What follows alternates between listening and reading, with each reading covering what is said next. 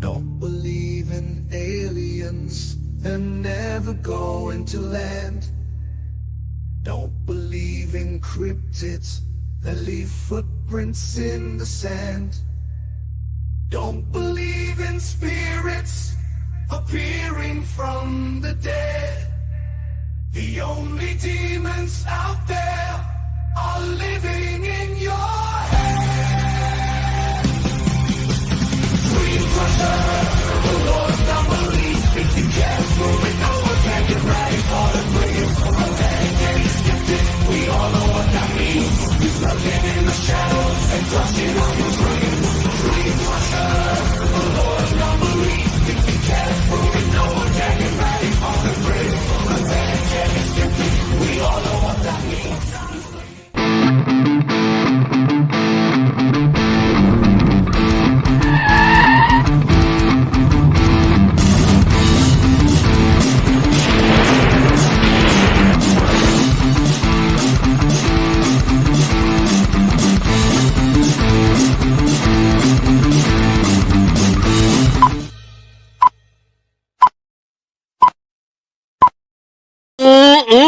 Hello, everybody. It's Friday night. What? That was Devine Donna with the what first. How's everyone doing? I hope do I sound okay? Let me know in the comments if I'm sounding okay, because I had a little issue before we started, and I want to make sure that it was okay. It's doing good. Hey, diddle wisdom. I have your song. I am slowly working on an outro video to put it in, because I'm just I sound a little pale. Is that a white man joke? I'm working on it. I am so swamped with projects right now, and like some from management, some from all over the place, and I'm like swamped. So it is Friday night, and that song gets me pumped. That really does. It gets me pumped. Like both. It's like a double deuce of double deuce. I was like going with the Roadhouse theme. Like I was gonna go like double douche, but anyway, what's up, everyone? Let's go over the rules. We have to have rules. We have to have rules, because if we don't have rules, we have chaos. And although I do like chaos, we need a little less chaos than that's already in the world. So here we go. Rule number 1 is that you are welcome to ask questions, especially tonight, because it's an open mic night, the anniversary edition, because 27 years, 27 long years of putting up with my crap. Wow. Married. Yeah. We've been together for 31, right? 31 years we've been together. I don't know how she does it. I really don't. Rule number 2 is that I don't know everything. I may pretend that I do sometimes. Other people, it's both a curse and a compliment, because I do have people that put me in their videos and stuff and say, oh, Kenny Biddle knows. And sometimes I do, sometimes I don't. It's a humbling experience, because I do love it. I do love and appreciate people rely on me for good information. But it's also like, oh shit, do I actually know anything about that? I don't know. So if I don't know, we will look it up together. Last week, I did have a list, because I do have my notebook here. I do have a list of things that I want to look up. But when I checked today, I realized like we did look up everything last week. So I didn't have any like week in review. Rule number 3 is that we follow the Patrick Swayze rule here. And that means be nice. That's it. You can be in the chat room and you can discuss things, you can debate things, you can disagree. That's cool. I do not mind. I actually promote that. All I ask is you don't be a dick. All right. Don't start name calling. Don't come in and just throw things or throw insults around or anything like that. Because if you do, Devine Donna, who is over there, will boot your ass right out of here forever. Yeah, I can't get you back. We can't. Like, we did it once. One person was banned by accident. Yeah. And it took hours and hours to try to figure out how to get them back. And I even, at the time, we contacted StreamYard because that's the streaming service that we use. And they couldn't answer. They couldn't figure out how to get them back. So, but eventually we did, and everything is good. But I'm not going through that again. So if you're booted, you're booted. Yes, don't fuck up. Donna's like, nope, my hands are clean. Hey, Dan Webster's in the house. Let's see. What else? Rule number 4. If you do have a question, please do me a favor. Put a Q, a capital Q in front of it, and then ask your question. That helps Donna pick it out from the chat because there is a lot of chat. Whether you're watching this on Facebook, X, Twitter, whatever the fuck it's called anymore, or YouTube, all the comments come into StreamYard and we see them all in one column. But where was I going with that? If you don't put a Q, I am not responsible for missing your question. Yes, that. And also there's a lot of conversation like on YouTube that we have a ton of people on YouTube, which is awesome. I love it. I love YouTubers unite.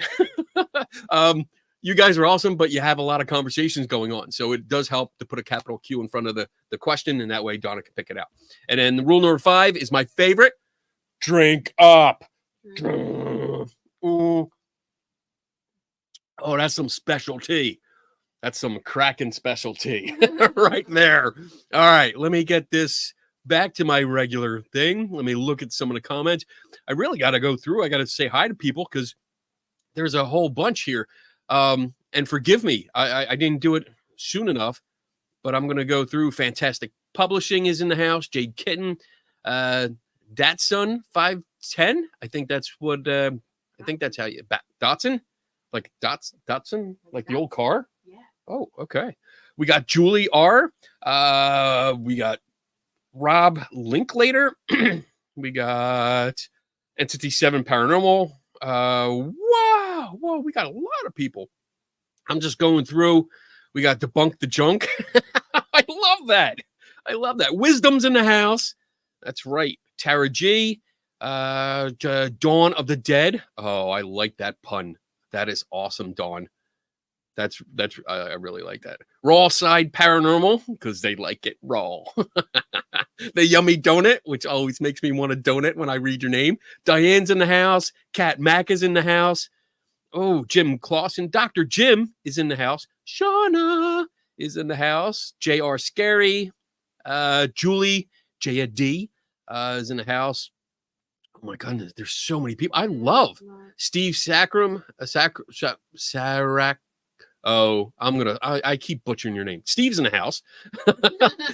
Let's leave it at that. Jody Music. So many people. That's just guys, you humble me by all showing up. I mean, that's great. You're spending your Friday night, or depending on where you are, it might be your wee hours of Saturday morning with us. So thank you so much. I appreciate it. Wow. There's so many people. So the week in review, let's see. Well, I mean, the main topic tonight is that it is 27 years together. Wedding anniversary today. We went out to Texas. What is it called? Texas Del Brazil? The Brazilian Steakhouse. Brazilian Steakhouse, where they bring meat. That's how I put it in my calendar. Meat dinner. Because it's like if you haven't been there, amazing. I mean, you sit down, it's like a fancy restaurant. Sky Talker is in the house. Boomer D, Tanya. I'm trying to say hi to everybody because I want everybody to know to be acknowledged. Carolyn D is in the house. Dr. Deb. So anyway, yeah, the people go around with swords, and it's a big sword, and there's just meat on the blade, and they come over and they're like, "You want some?" And I'm like, "Yeah, give me meat." And then they put it on your table, and you eat and eat and eat and eat, and then you get the meat sweats, and then you're like, "I gotta go, I gotta roll my body out of here." So 27 years. I am going to open the floor up. Usually I just keep the questions. I try to keep the questions to like paranormal stuff, skeptical stuff, science stuff. And then we occasionally go off into nerddom because I am a total nerd, especially when it comes to Star Wars and like comic books and stuff like that. I love comments like that or questions like that. So, yeah, if you guys want to ask Devine Donna some questions about how she's put up with me or like her views on like the paranormal or skepticism or what I do, I totally put her on the spot. I didn't give her any warning beforehand. She's looking at me like, the fuck you doing? Why are you doing? Why are you doing this? But there you go. I'm putting it out there for the world to get to know Donna. I did put out a video. It was published yesterday, I believe. And it was about the New York City UFO sighting. Because a woman was flying on a plane. She was flying from Myrtle Beach to New York City, LaGuardia Air Force. I keep wanting to say LaGuardia Air Force Base, but LaGuardia International Airport. And as she was flying over New York City, she was taking video out the window, and something rushed by. And so I took a deep dive, like a total deep dive into it. Probably did way more than I needed to, but I had fun while doing it. So that's all that matters to me. That we look at the mystery, we try to solve it as best we can. We try to apply logic and reason to it and critical thinking, and then we have fun while we're doing it, and that's the point of it. So hopefully everyone had a chance. If you haven't seen it, it is on the YouTube channel for the Center for Inquiry. So I post my lives on my YouTube channel. I am Kenny Biddle, or Kenny Biddle, I think it just says. But for the most part, my full videos are on the Center for Inquiry YouTube channel. So there you go. Do we have any questions? There are a few. Let's just jump in and see what happens. Okay. It's going to be hard for me to watch questions and answer them. She's drinking. Yeah, you're drinking. I wish I was smoking. She's two-fisted. Not really. Gulp, gulp, gulp. It's called a mouse. Gulp, gulp. All right, Debbie Parm. That's a cool name. Have you ever found anything you can't explain? So this is a good question. This is a common question that I get asked. And yes, the answer is yes. But that is directly and immediately followed up with, that doesn't mean it's paranormal. So there's a lot of cases where I go out to a location or somebody sends me an experience that they had, and there's just not enough information. And that is by far the number one cause of not finding a solution to some kind of mystery or an experience, because there's just not enough information to go on. Whether they weren't paying attention at the time, whether if we weren't paying attention at the time, because I mean, I gotta say, like, a rough estimate, this is a guesstimate now, that of all the experiences that are relayed to me, probably half of them have somewhere in the experience, we were packing up, we weren't paying attention, we were just ready to go home, or in this and that, and nobody was actually paying attention, and something happened.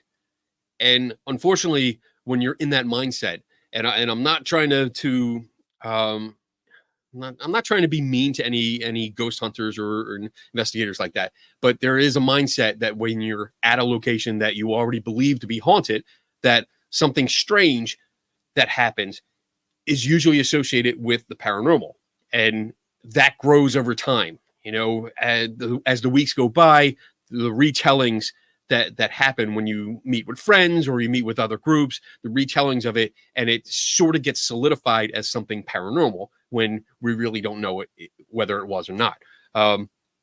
So for me, if I miss information, if I miss something, if I happen to look up and just all of a sudden, like, I see a shadow down the end of the hall, like walk across the hallway, I mean, if I can, my immediate response is to run down there. But if I can't, if like, I mean, and this is a weird example. Maybe I'm like carrying bags of groceries or something, and I'm like, oh shit, I can't. I mean, that's a bad example because I would literally drop. I think I would drop and be like, fuck it, I got to go down and investigate this. I'm like, wait a minute. Can you carry If I'm carrying our child, Oh, yeah. Okay. and you know, this is years ago, and you know, I see a ghost or what I think might be a ghost down there in the hall, and then I would not drop my child and run down. I would, you know, quickly try to gently put them. Yeah, prop up the blanket, make a little fort so he can't crawl away. But yeah, there has been plenty of times. Kenny is lying. What he's really saying is he's too old to run. Shut up, Joe. I'm not too old to run. I'm just too fat. But yeah, there's been plenty of times I can't explain something. And when I also to piggyback on that, it's not always a lack of information from the person that experienced it, but it could be a lack of knowledge on my part. If somebody tells me they were in the dark or a certain situation, something was happening, and I'm not familiar with that kind of problem or situation, then I won't be able to explain it. I'll try to reach out to other people that are experts in various areas, biology, physiology, and physics, stuff like that, and see if I can get an answer from them. But yeah, once in a while, it's a lack of information on my part. Like electrical problems are a good example because I mean, I can diagnose some electrical problems because I do have a background in well, automotive and aerospace, so I do have AVI experience. But when it comes to household electronics, like wires and stuff like that, I mean, Not so good. my way of checking it is going still. Yep, that's live. No, I got a tester. I don't do that. You don't do that. Not anymore. I used to do that. I used to do that a lot. And you know what? I learned that from my father. He did that all the time. He would touch the wire and be like, "Ow, okay, that's live." And I'm like, My dad What? never, Why? ever. So yeah, I this is a good question too, and I like when this question comes up because I often, especially like the last week or two, because I've done segments for the Side Eye Guy and for Paranormal Seekers and for Beardo. So I've done stuff, and it's like this last week and a half, I've seen myself pop up in videos everywhere, and it's really, really cool. But it also gives that impression like I know everything, and I don't. I honestly don't. There's a lot of stuff I don't know, but what I do comment on is stuff that I've been looking at for years. And even when I do comment, like actually when I said hi to Dan Webster, I mean, that was a good example because I think 2 weeks ago, he brought up something about like our eyesight when we can't see, our hearing gets better. And I made a comment about, I don't think that's right. And then last week we actually looked it up and found out that I was wrong. So that was an area that I did not have good knowledge in. And it was beneficial to actually say, I don't know, and look it up because I realized my dumb ass was wrong. So, I mean, that's really good. So I like this question. Thank you for asking. I appreciate it. And I hope I gave you a good answer. All right. That was good. Now, oh, man, I can't see anything. I can't either. Kenny gets around. Sky. That's right, Sky. I get around because I'm round. I'm round. Sue Mackey, hello. Where did you go to college and what degrees do you have? You're a brilliant man. Aw, thank you. Hopefully you don't get disappointed by my answer. I actually went to tech school. So I have a degree in automotive gas and diesel technology, and then I have various training in aerospace.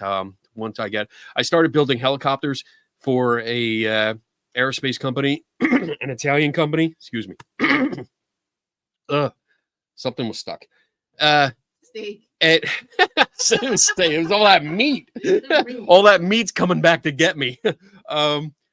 So with the automotive industry, I went to various training with electrical and mechanical throughout the years for different companies. And then when I went to aerospace, I went to a lot of training from that, mostly engines, transmissions, and flight controls and stuff like that. And then I also was, for a while, I was an engineer. I was a certified engineer for Siemens, and I worked on X-ray equipment. So all the X-ray machines in every operating room in the tri-state area of Pennsylvania, Jersey, and Pennsylvania, Jersey, and Delaware. Yeah, I was working on. So my background is all in diagnosing issues, problems, finding out what the source of the problem was, by literally critical thinking, because you got to diagnose all the electrical components and faults and understand what's going on.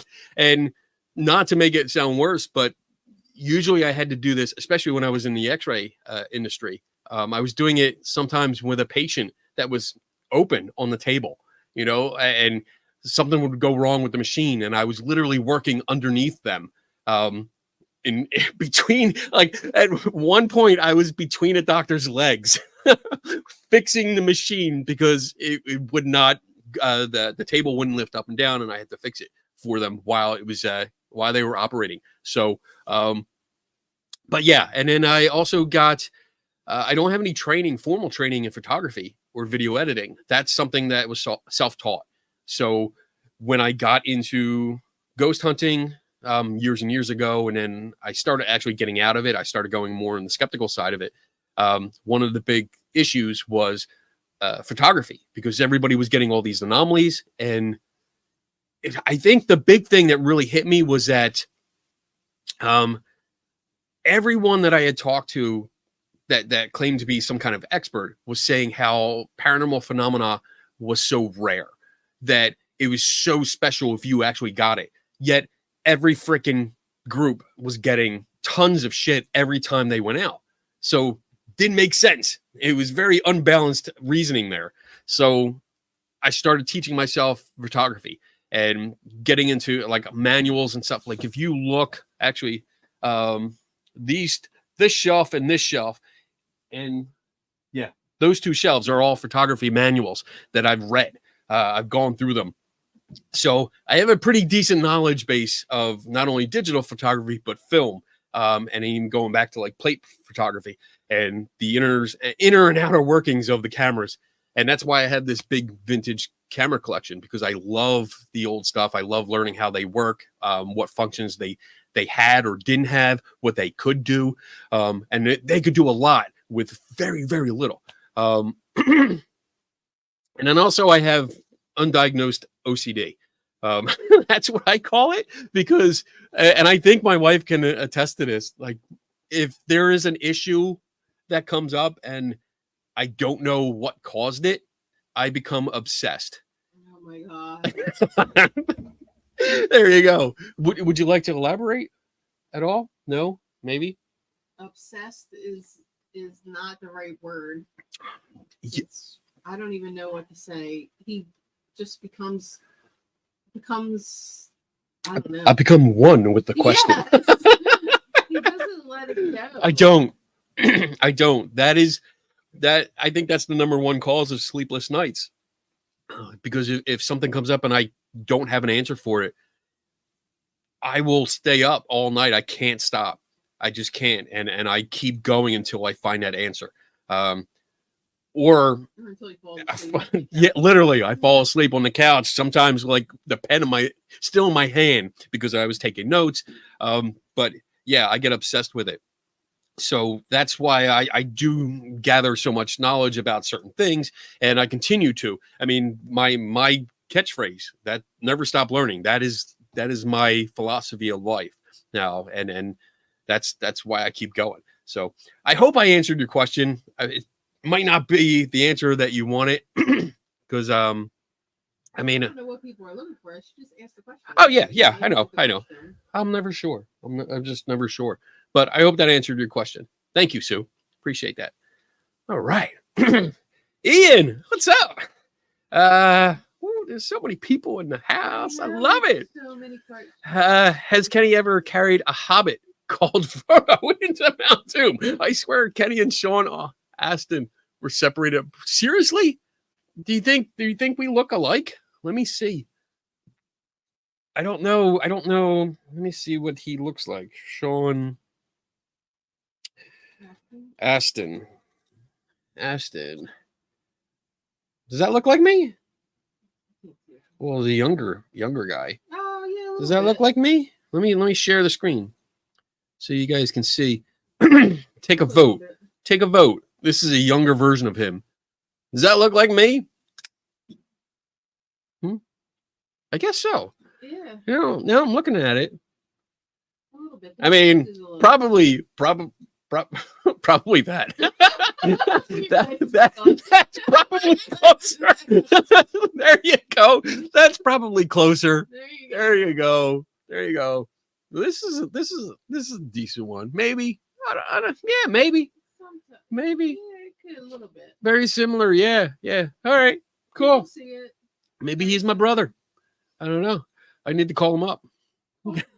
Call him Mike. That'll be a conversation. Hey, do I have a brother I don't know about? There's two. You just left one behind. Were we separated at birth? Are we gonna find each other? We gonna have this glorious adventure? Could be a movie. All right. What else? We got a lot of questions. Look at that. I see that. All right, cool. Next up. I love this. Julie R. What makes a good marriage? Are you a believer in the paranormal? Oh, I think that's for you. What makes a good marriage?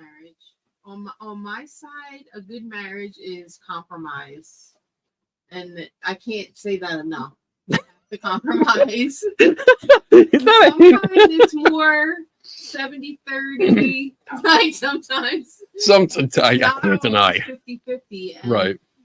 And if you can't get past that, there's divorce.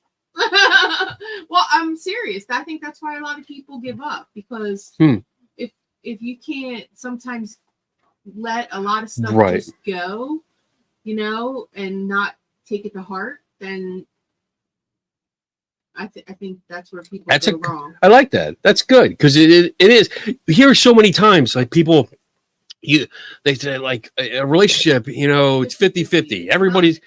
You're right. It should be, but it's not always. Well, I mean, I would think it always sounded weird to me, because I think, like, does that mean each person's only given half of what they can give? Like, I always thought you should give 100%. Like, give 100% to what you can. But like you said, sometimes it's not. There's other things in life that we want to pursue. There's other hobbies and stuff like that, and we have to understand sometimes it's like you want to do stuff that I don't like. Right. And that's very hard. And it's difficult, but to understand, like when you want to watch baseball or something, exactly. Like on the big TV, it's like, all right, go watch it. It's cool. I mean, I don't like it, but I'll sit there and I'll read a book or do something else. But and then, I mean, of course, I'm always going off doing shit. Sometimes, doing experiments where it could possibly be explosive. And it's difficult, but that's the give and take, because I want to do an experiment that's potentially dangerous, and you tell me to get the fuck outside. And we compromise by me going out in the backyard. Sometimes. Yeah, I mean, when you're not home, then it's like, well, I don't have any adult supervision, so boom. That was that was good. Are you a believer in the paranormal? As for being a believer in the paranormal, Kenny's definitely on one side of the spectrum, and I'm somewhere in the middle. I'm not a skeptic. I wouldn't consider myself a skeptic at all. I'm more of a believer. That's it? Yeah, Okay. yeah. And I think that's something that I've preached about before. And I know, like, Seg and Beardo and Joe and Josh and all these guys that I interact with, we've said it before. I don't push my beliefs or lack of beliefs onto her, and she doesn't push her beliefs onto me. We do our own thing. We talk about it. And we have a discussion when it comes up. But I'm not going to not love her because she doesn't believe something I do or don't. I mean, I think that's silly. Because I love her for the person that she is, and I want her to be that person. You know, I don't want to change her. I don't want to change your beliefs or make you do something to conform to what I think you should be. Right. Because, and I think that's hard in a marriage as well, not to lose yourself. Because especially over the last 27 years, I can say I've lost myself a few times. I mean, but the important thing is you get it back. And you get it back with a loving, supportive spouse that lets you do your own thing sometimes, even when it's not what they want to do. Right. Cool. Good question. Yeah, there's a love this. There's a statement. Ooh, a statement. Dr. Jim, who's been married Dr. longer Jim. than us. I'm married to Mrs. Dr. Jim for 57 years. 57. We have hit 50-50 3.7 times. Compromise is agreeing on whatever level is needed. Could be 70-30, could be 30-70. Yeah. You know, it's I do love when like when I see you at like craft shows and stuff, and when you're like in the zone. I love that. I love seeing that. Because it's like, you know, like you're in your element. Yeah. And I love seeing that. And it's so much fun. And I'm so proud of you when I see that, you know, it's just so nice. And it also, I mean, cause I know there's plenty of times where I mean, well, we both know like when there's an event going on, that's like skeptical science, paranormal kind of thing. And I say, I'll be back in 5 minutes. Yeah. We both know that means no, it's not 5 minutes. It's more like 2-3 hours. And like, oh, I'm just gonna run over to the office and pick up my copybook. That was not a pick up copybook. No, that was an hour. Well, then I sat down and I was like, "Ooh, emails. Yeah. Ooh, what are they doing? Ooh, let me see that. Ooh." I was like, "Oh, Josh has a new video up on Paranormal Seekers. Let me start watching that." All right. Good question. A good statement, Dr. Jim. Yeah. What else we got? We're doing great tonight. Ooh. I'll give you 2 seconds. Rob Linklater. What's the one thing that kept you together apart from love, obviously? Duct tape. I hope some of you laughed at that. I really did, because that was good. What? What's kept us together? Just putting up with each other's bullshit. I think we share an interest in adventure. You know, like we did for a while, and we got to start it up again, but we did like our K&D adventures on YouTube. Yeah. So we would go to different places. We both love being creative. Once, like when you do your crafts and stuff and you share ideas with me, or, you know, ask an opinion, like we get into it. And I love doing that. I love working together, because we can work together. There's things that we do apart, you know, like Star Wars. Nerd stuff I do on my own, and craft stuff that you do mostly on your own. But like I love that creativity, getting together, working. Like our dining room table is one of my favorite spots, because it's not necessarily for, you know, fancy dinners. I mean, for us, our dining room table is, we eat lunch and dinner there almost every day, and we gather with friends there. We plan out things, you know, we'll spread out notes or plans or pictures or something, and start working on things at the dining room table. And I love that. I love it. Especially now in this house, it's more of a come together place where we just do things. Yeah. All the time. Like we actually eat meals together. Right. And when friends come and stay with us, it's like, that's where we gather, you know, and drink. We drink a lot. No, we don't. You do. I do. I drink for both of us, Yeah. you know, because I make up. You're not a drinker, no. So good question, Rob. Thank you. Hey, side-eye guys here. Jade Kitten, if okay to ask, how did Kenny propose? It's not really a great story. Yeah. It's not exciting. It wasn't exciting at all back then. It was so long ago. My God. It was. No, it's not okay to ask. No, I'm kidding. It was Christmas Day, and we were at Kenny's parents' house. Yeah. And he just happened to do it right in front of everybody. I mean, I was your best Christmas present. I was a Christmas miracle. Oh, is that what it was? My Christmas. That's what it was. A Christmas miracle. Santa came down and said, "Here, I gave you a husband."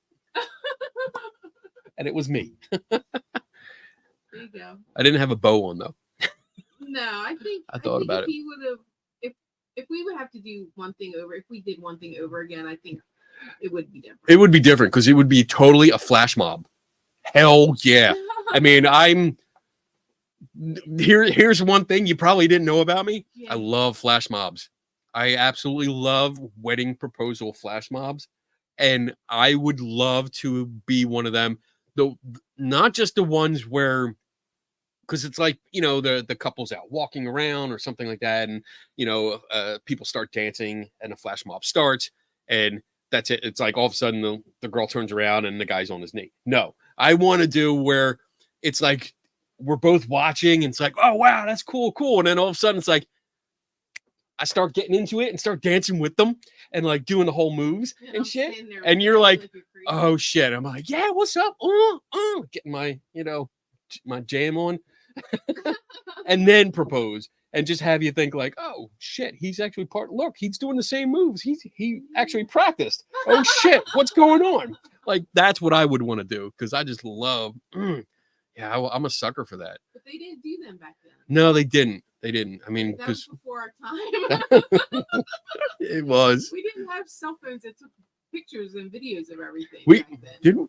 did we? No, we didn't. We had, got like, married you in had '97. Beeper. Yeah, I had a beeper. I had a pager. Damn, we are so freaking old. Yes, it's always okay to ask a question, Jade Kitten. Don't worry about it. But thank you for that. That was awesome.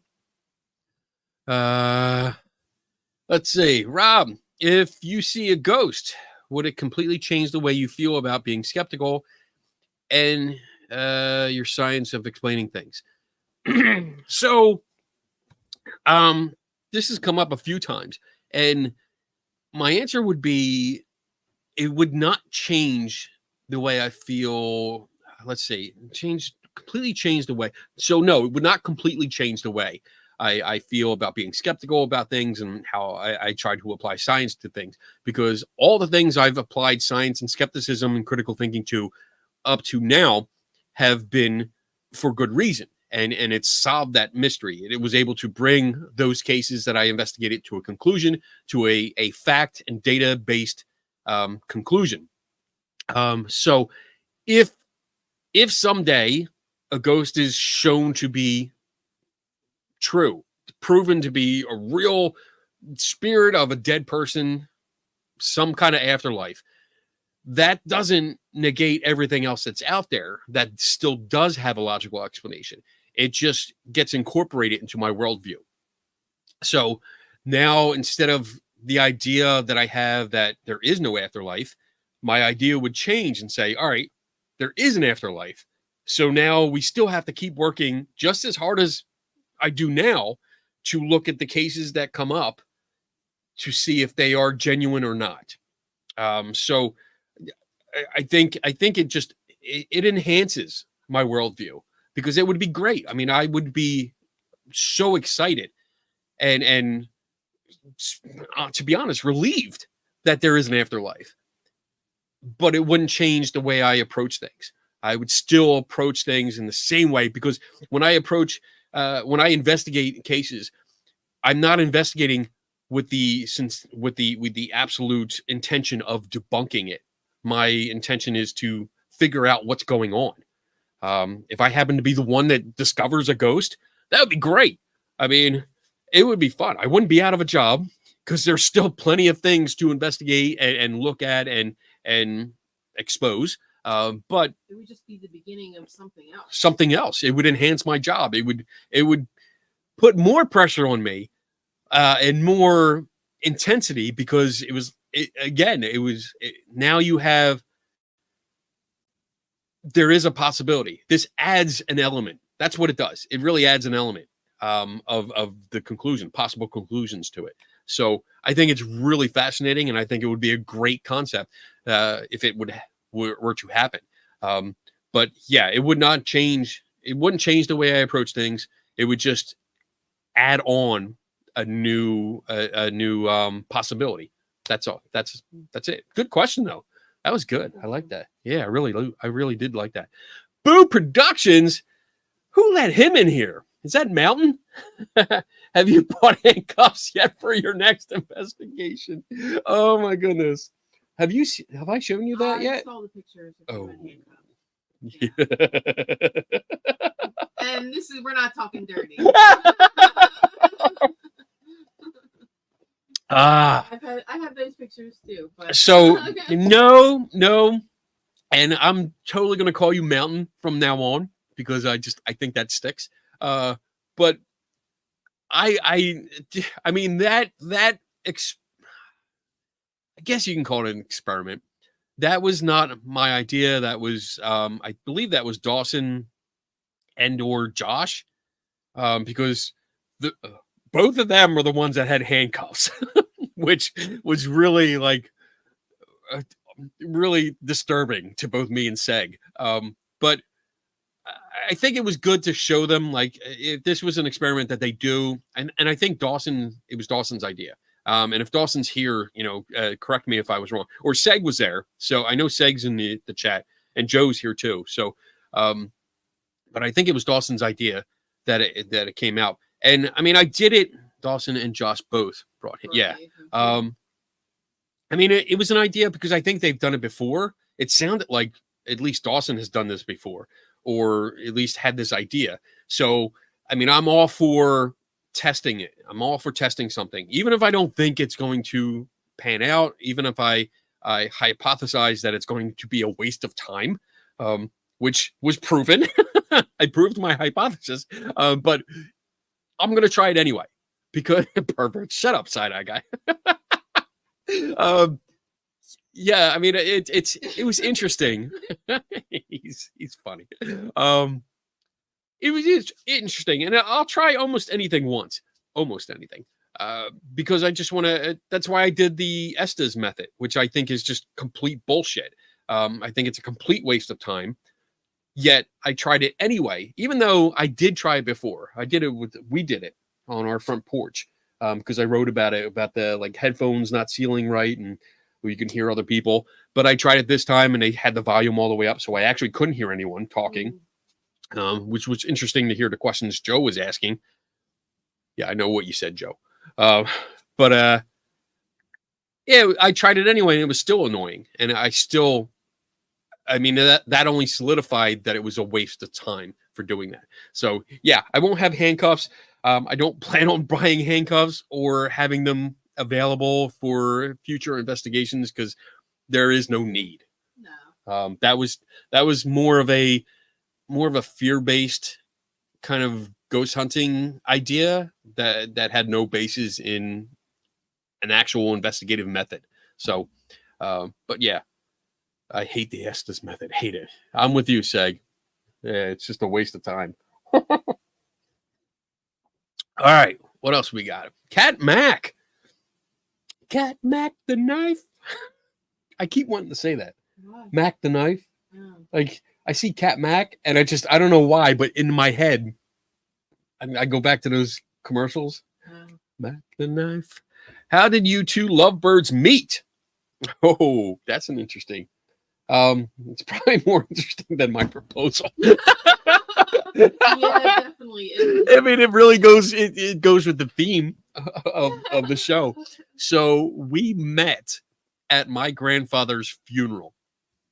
Yeah. So yeah, my grandfather passed away, and your family was friend. So weird family history here.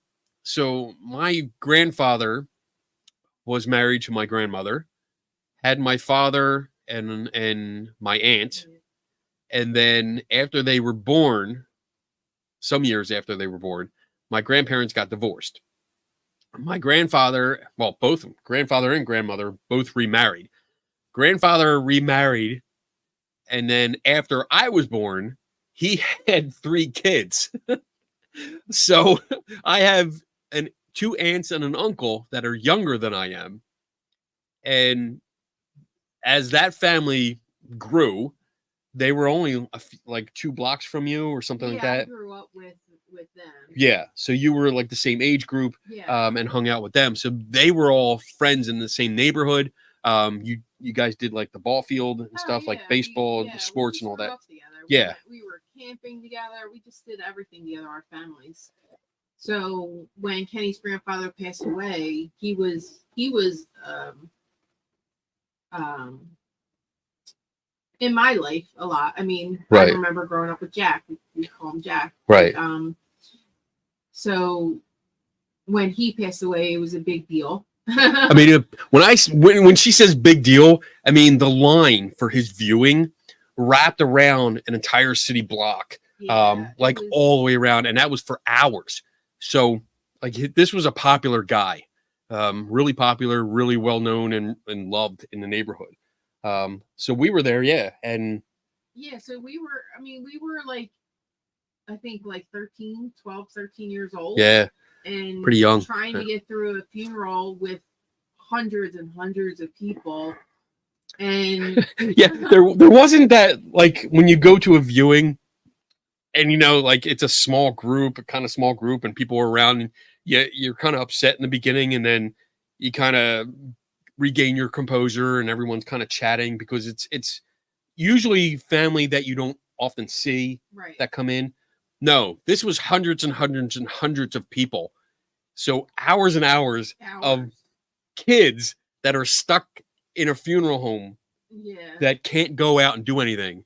And I think our big thing was somebody hit the speaker phone. Oh, we were playing with the phones. And we hit the speaker phone that went through the entire thing. The entire funeral home. Yeah, because it was one of those old phones that all the buttons lit up. Yeah. So we were like, "Oh, let's see what this does." And everybody knew what we did. That's what happens when you put a whole bunch of teenagers, preteens, whatever, into a funeral home without any supervision. Yeah. So after that, we were pen pals for a while. Yeah. And for the kids out there that don't know what that is, we basically wrote letters to each other on paper. Yeah. On paper, kids. Gather around the fire, children. Let me tell you a story of back in the day when we used to write with ink onto thin slices of trees. And we would mail them to each other through this thing called the Postal Service with a stamp that tasted like glue because that's what it was. And we'd send it off. For a while we did that, and then when we became teenagers, I don't know how at some point we started talking to each other on the phone when we were in like high school. Look, a lot. I can recreate it because I have a phone. This is what we would do. Hey, what's going on? Yeah, exactly. What's going on? And the phone, yeah. I'd hang up the phone and have to unravel myself from the cord because we would talk for hours. And then I finally got my driver's license, and it became more of a stalker issue. Wow. Penny was a stalker. You were. I was not. You were. I was. Whatever. Oh. Wait. Turn your mic off. Turn your mic off now. This day and age, you would have been in jail. No, I came down. We hung out. We went out a couple times. And you came down without me knowing you coming down. You would just show up. That's because I was visiting my family. Yeah, that's the excuse you gave. All of a sudden, this Kenny popped up. I was there all the time. I got a car. I can go somewhere. So yeah, I convinced her. I convinced You her to wore like me me. down. I did. I wore her down. It took years after that. Like but- Leonard and Penny. Yeah. Yeah. Took me years, but I wore you down. Leonard and Penny, that was a love All right. All right, and that was it. Like That's it. we started dating, and we were dating, and then one Christmas morning I proposed.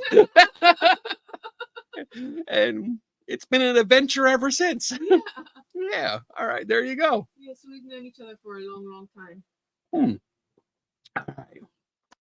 What else we got? We're doing great. You guys have great questions tonight. What's written on your shirt? Oh, so this is a t-shirt from a podcast called The Paranormal Brew by our friend Taryn Kerper. And what's it say? It says number four TK. torture TK Taryn Kerper. May the 4th always be with you. Because we were Star Wars fans, so may the 4th be with you. And Taryn usually popped into our other show called Three Tortured Souls, which I haven't announced in a while, but we do it once a month, the first Wednesday night of every month. Me and Tim Vickers and Dave Schumacher get together and we do a show called Three Tortured Souls, which is basically the three of us talking about a topic. And Taryn would join us once in a while as the 4th tortured soul. So she gave me this shirt from her podcast, and then she autographed it over here. So there you go. If you guys have a podcast that you think I would like and want to send me a shirt, I will wear it on the channel. You can get the mailing address on my YouTube channel. I did. Actually, don't you have the banner? Do I have the banner? Because I did add. I think the banner. I added the. Oh yeah, I did. There it is. I did add this address to my YouTube profile, Okay, just in that's case good. people want to send me stuff that's nice. Don't send me mean stuff. Don't send me a box of poo. I don't want that. Now, why would you even say I don't know. That's Like that's the just- first thing I thought of, because that's what I would send people I don't like. All right, moving on. What else we got? Let's see. Dream panel. Ooh, who are the top 3 to 5 people you would love to be on a panel with? The good and the bad. Oh my gosh. I guess wouldn't that depend on what you're talking about? Yeah. Like what kind of panel?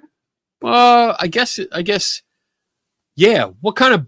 Yeah. Damn it, Bob. Come on, Bob. What kind of panel? We talking a paranormal panel, or we're talking like a skeptical panel? Well, probably a mix. I would say a mix, because he's like the good and the bad. So I think I would. I mean, I've done pretty cool like online panels with like Seg and Joe and Josh and This is a Dawson and stuff mix. like that. That would be cool. Yes, a mix. Okay. I mean, I've done it with Crow too. Yeah, with Crow. Those are awesome. If we're doing like a conference, then oh man, who would I want? I'd probably all right. So I would say my editor, Ben Radford. I would like him on a panel with me. I would love to get Jason Hawes on a panel with that, because I think because I know there'd be friction between them two. Yeah. And that makes drama, which makes good for audiences. But I do like Jason. We are good friends. You guys probably I've said that a couple times. And I do like hanging out with him and bouncing ideas off of him. Who else? Side-eye guy said we're not good enough for a conference. Yeah, fuck him. Well, I mean, I would enjoy, because Side-Eye Guy has really good, like we had some really good conversations when we were in the Bel Air house together, and I it would be interesting to have him on. So I'm gonna all right, you dirty bastard. I'm gonna put you on too, Seg. So that's 3. That's 3, and what are top 3 to 5? Who else? I wouldn't mind having. So I think that takes care of like the skeptical side, because I think that's plenty. And I think it would be interesting to have for the bad part to have The the bad part, like a full-on diehard ghost hunter and like say a psychic or medium and or medium on there. And not necessarily like bad. Shut up, side-eye guy. You're gonna do it. If I tell you to do it, you're gonna do it. So there. I seem like I don't want to. Whatever. But I think it would be interesting. And again, not necessarily. Ooh. If he would, I want to change it my would be answer. interesting. I want to change my answer. You can add that. Zach Baggins would be number 4. Well, that's a 4. And then number 5. Who would be number 5? Because I want a 5. So you don't need 5, but he's giving it to you there. I know. Well, I want to do who else? And then he says the panel can be bigger if you want. Oh, really? Wow, we're here all night. John Edward. John Edwards. Wow. The psychic. That would be fun. Actually, yeah. Or Thomas John, because he's a horrible psychic. And it would be fun just to rip him apart. But there, yeah, I mean that's like the basic. Lloyd Auerbach would be interesting. Yeah, I agree. John Zaffis, no. I don't. I wouldn't care to have him on a panel because I don't. I mean, honestly, and I'll explain why. I've had not really a bad personal interaction with him. I don't think he has good explanations for things, and I do find that he falls short when it comes time to questioning. I don't like how he treated a friend of mine, Tim Vickers, when he was asking questions, and he literally just turned around and walked away from him. And this is like Tim Vickers is like one of the most polite people that you would ever meet, and just asking simple questions, trying to get to the root of a problem. And yeah, Zaffis just turned around and walked away from him. Like, no, goodbye. No, I don't want to talk to you anymore. Just totally cut him off. And I just don't like that. I don't appreciate that. I think that's unprofessional. So yeah, I mean, I'm looking at some of the, I mean, Lloyd Auerbach is somebody that, yeah, I would have on. I've done a couple classes with him, by his request. He asked me to do a class for the Rhine Institute, and I've done it twice now, and I enjoy it. We just like Jason Halls and other people, we agree on some things, but we disagree on others. But we can actually have a conversation about it, and nobody gets upset or pissed off, and start trashing each other on social media. So, but yeah, good question. I think that's my panel for now. Yeah, Mac just said someone was rude to Tim Vickers. I hope Zappis steps on Legos every night for 3 years. I mean, Tim, if you guys don't know Tim Vickers, he's been the substitute producer when Donna's not available. He does the show with me, Three Tortured Souls, and he literally is one of the nicest men I've ever met in my life. And just so polite, professional. He will help you with his dying breath. That's how nice he is. And when he starts asking questions, he does so in a very professional manner. It's part of his job. I'm not going to get into what he does for a living because that's his business. But like with his job, he has to be extra polite and professional, and he can do that. And I mean, that's part of his nature. So for him to be treated so rudely, like that really sets me off. That really sets me off that somebody would do that, because I mean, there's no reason for it. If you don't know, just fucking say it. Right. That's it. Yeah, don't walk away. Don't just turn around and it just completely ghost somebody. Like that's being a dick. And I just don't like it. So bad taste in my mouth on that. William Shatner, Elon Musk, Seth Garland. There you go. I mean, if we're going into a realm of like people that are dead too, I would always pick Harry Houdini. Oh, Like that would be always, cool. always Harry Houdini. Just because I want to meet him. That would be so cool. He would always be on my team. All right. What else we got? We're at an hour. Let's do this question and then we'll go onto the pee break. and then we can rock out to my song. What's your opinion about people who experienced ear ringing? Is it something has to do with medical condition or something spiritual meaning? No, it is a actual medical condition called tinnitus, I think. Tinnitus, because I have it. Like right now, yeah. Let me put this in the chat so that you guys can see it. Let's see. Doesn't everybody get that? I don't know. I do. Let's Not see. all the time, but I get it. Here is a basic description of it. I'm putting it in the chat now. So I get it. Like right now, I think because I'm in my day, like this is my working day and all that, I don't notice it. But at night, when I'm sitting on the couch, I'm watching YouTube videos, it really sounds like, except higher pitched in my ears.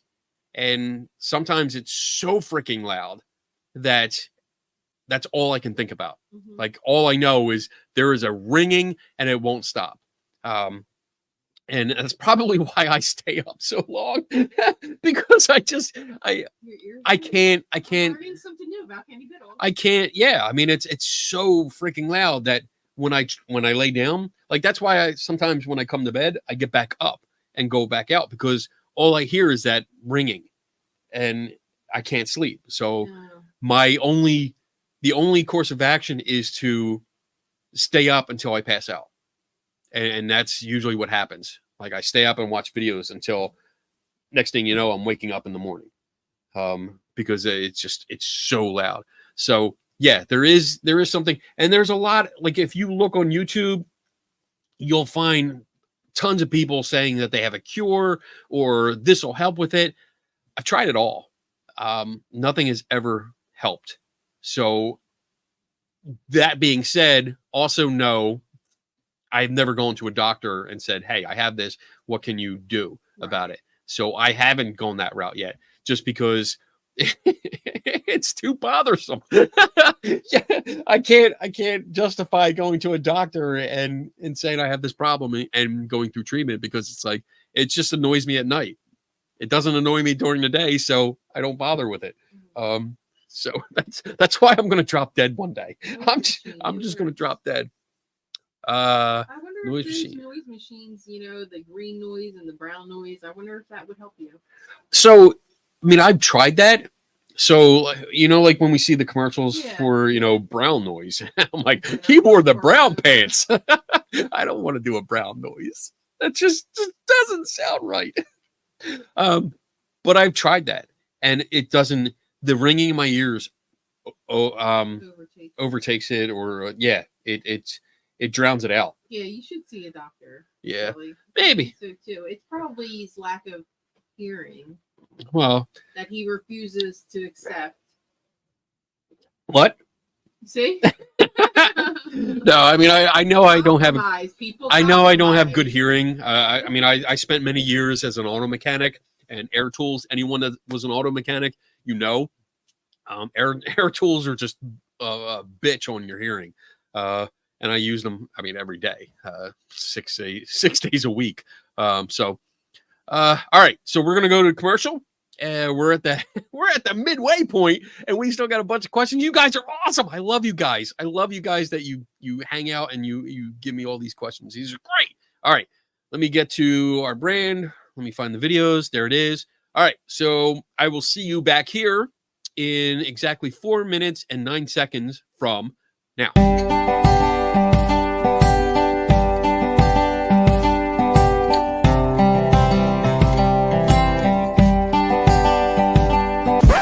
Now for something completely different. Welcome, my fellow skeptics. Welcome, one and all. I am the chief investigator. Oh, come along, old chap. We will have a ball. Now, if you will excuse me, it's time to open the mic. Good night. Good night. Kenny Biddle today investigating's my game, and I will have at it. Quid pro quo.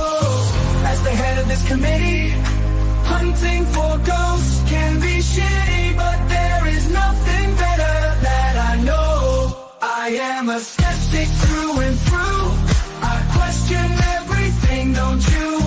Let's open the bar and have some questions, alright. Maybe you might find an answer or two. I will find the truth this night and day. And if my name is not Kenny Biddle, then I assure you here I will not stay. Good day.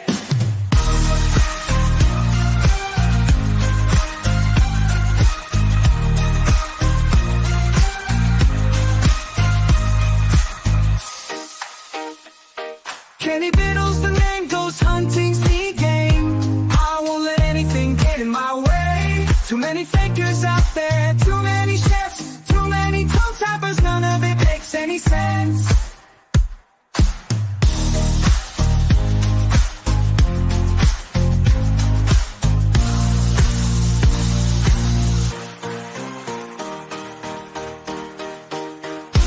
I am a skeptic through and through. I question everything, don't you?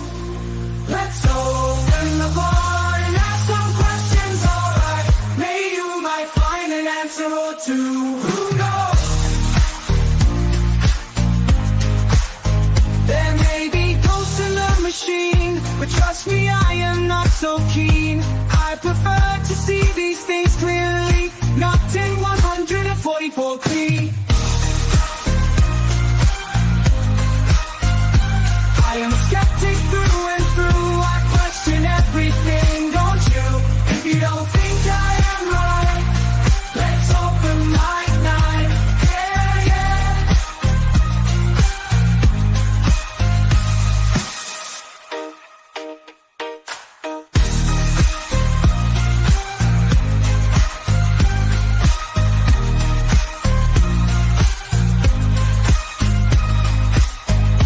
I am a skeptic through and through. I question everything, don't you? If you don't think I am right, let's open mic night. Yeah.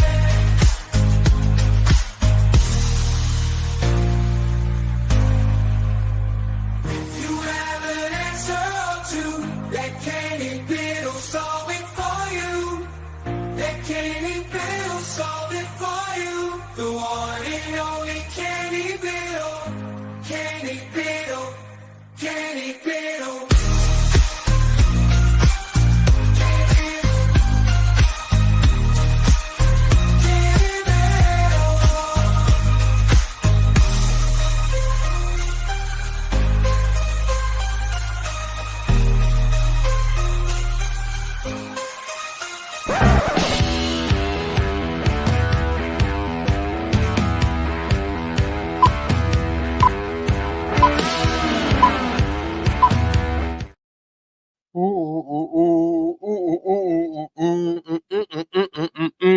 Kenny's still drinking. Yeah, I'm not stopping. It's Friday night. We're at a bar. That's what you're supposed to do. What's up, everybody? Glad you're still here. Is everybody having fun? I want to see it in the comments. Tell me that you're having fun, that you love it, you enjoy it, that you love me. Oh my God. No, you don't have to do that. 70 people. There it is. That was good. That was good. Oh man. Oh my God. But I watched for Donna. Damn it, Bob. Oh, all right. Let's get back to some questions. Oh my God, that's awesome. I love it. Oh, fun at 2:08. Paranormal Monkey Podcast. I've been watching your shows. I like it. Have you debunked anything paranormal lately? Wisdom. Have I debunked? Didn't you just go to the house with a bunch of guys? Oh, well, yeah. I have talked about that. I mean, I still have a video for that. I have bits and pieces because I did take video during the Bel Air house investigation. I'm kind of waiting a little bit because like Dawson put out his. I know Seg put out one for it. I think Joe, I don't know. Joe, did you put out one or part of one or something like that? So I do have a different take on it. So I'm going to be actually like focusing more on the owner's interview in the beginning of the night, and then actually go through some of the things that we did throughout the night and give my own take on it. So it's not going to be more of an investigation. It's going to be like clips of the investigation and then me actually doing a reaction video to my own shit. So that should be interesting. Right. Right. It's just your own way of doing that. For everything else, like I've worked on a lot. I think I mentioned earlier, I did a long video for Beardo. I did a video for Seg. I did a video for Josh at Paranormal Seekers. So I was working on those things to help understand more about some of the equipment. And then like our CFIIG challenge for the $500,000 challenge for psychics, or anybody with paranormal powers. But everything else, I did a couple TikTok videos. I have so many things in the works. I do have an article that is actually finished. I have to send it off to the editor about the Knickerbocker Hotel, which is a place I went to.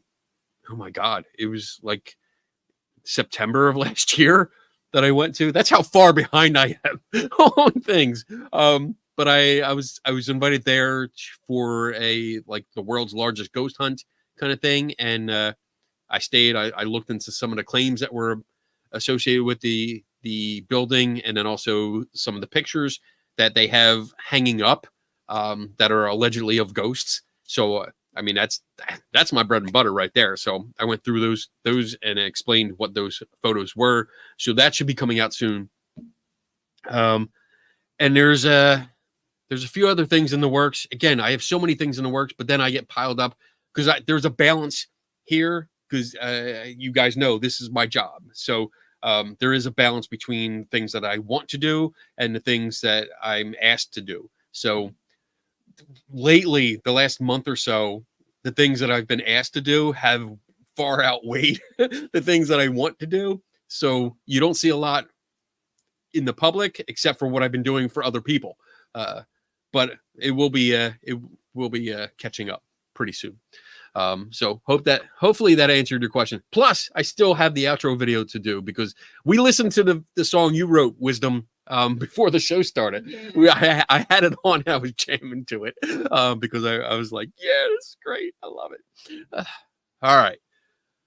Debunk the junk. Dude, I seriously love that, especially with the angry Casper. I love the little angry Casper. Have you considered doing a tutorial video on your perspective of proper paranormal research, investigation, setup, and walkthrough?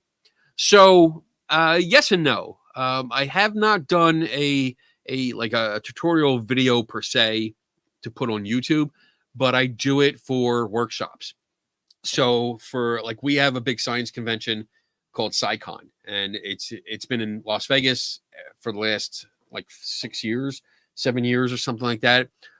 We have one coming up this year, and I usually do a workshop for that, and it's usually based on investigating mysteries and or investigation techniques. And I go through many of the steps that I have.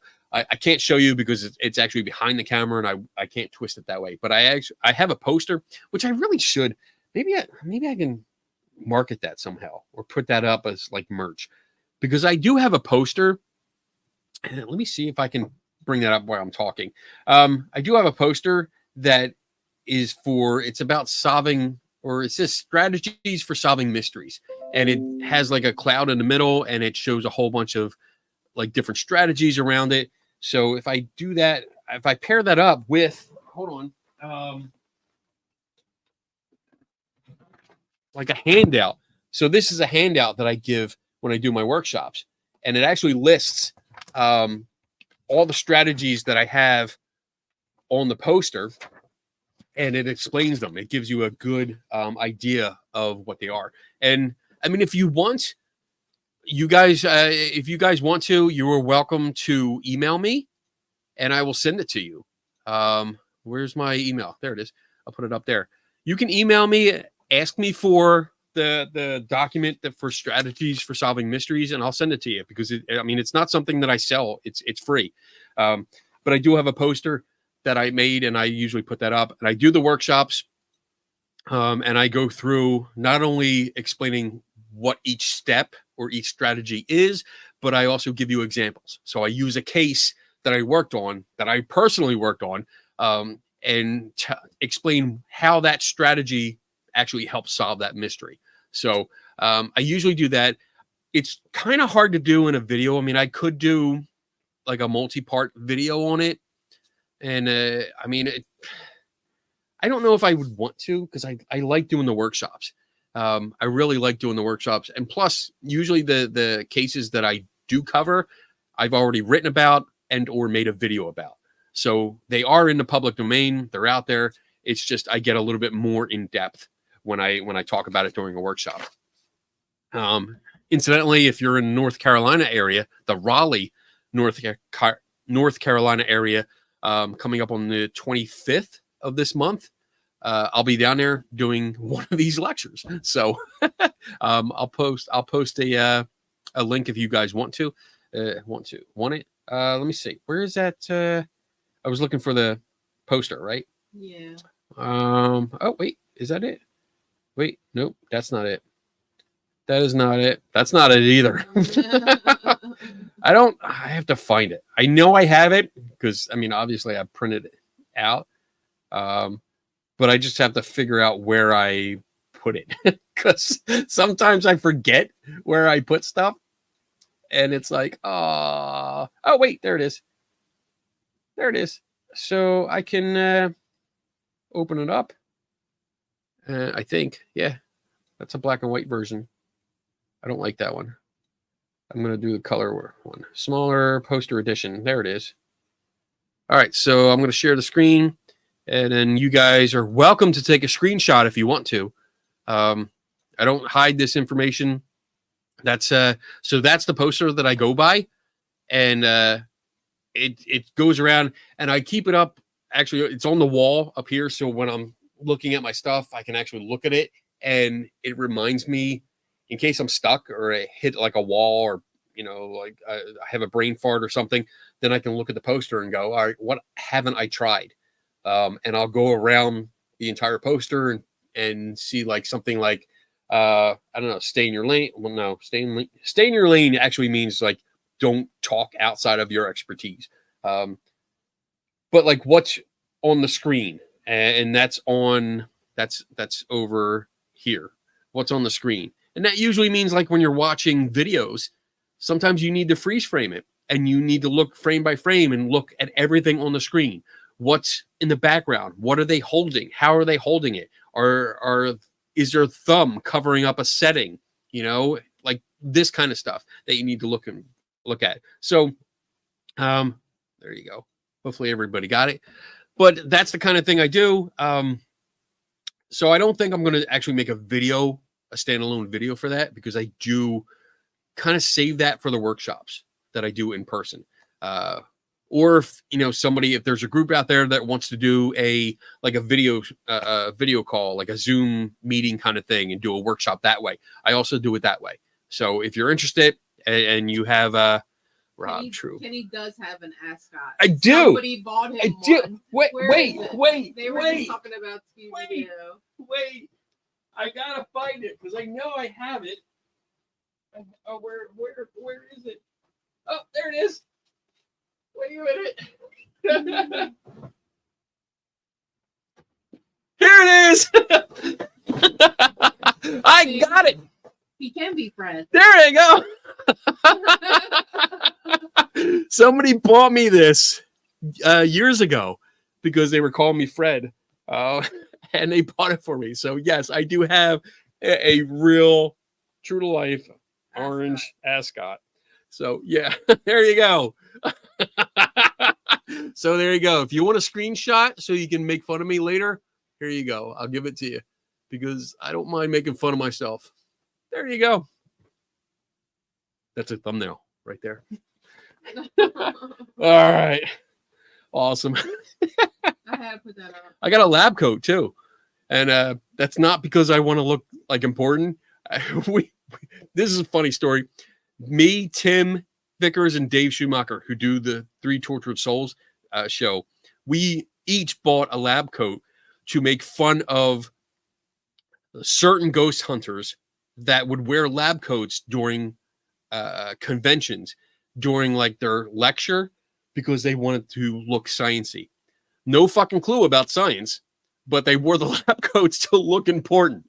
So we do that once in a while when we like want to call them out. So, there you go. All right. What else we got there? Oh, Ian, can you explain? Oh my God, I can't even say that. Let me look this up. Because I don't know. I don't know what this is. At least, oh my gosh, is that a word? Is that German? The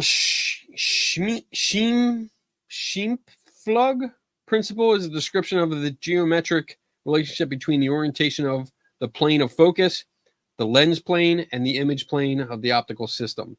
Oh, such as the camera, when the lens plane is not parallel in the image plane. This is good. Let me see here. Let me understand this.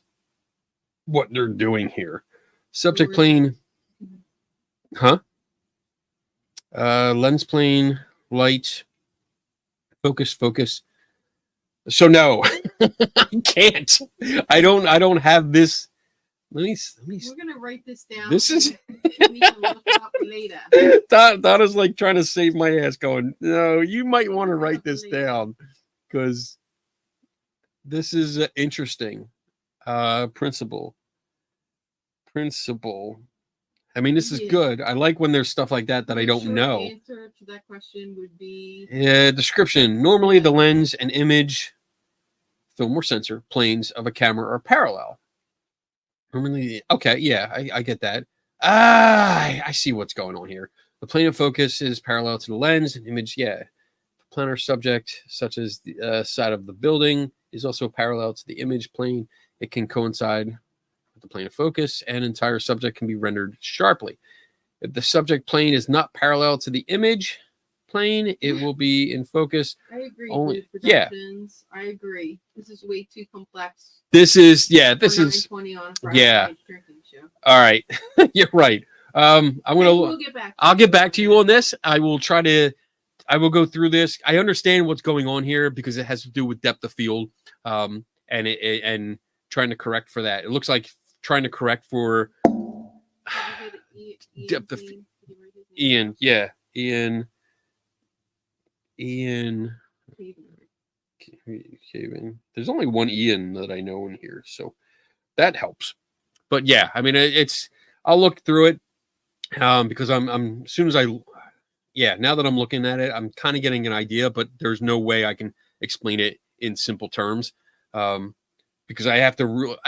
To be honest, I have to go through it myself and familiarize myself. Oh my God, the producer is saying, "Move on." There's other questions. 27 years of marriage.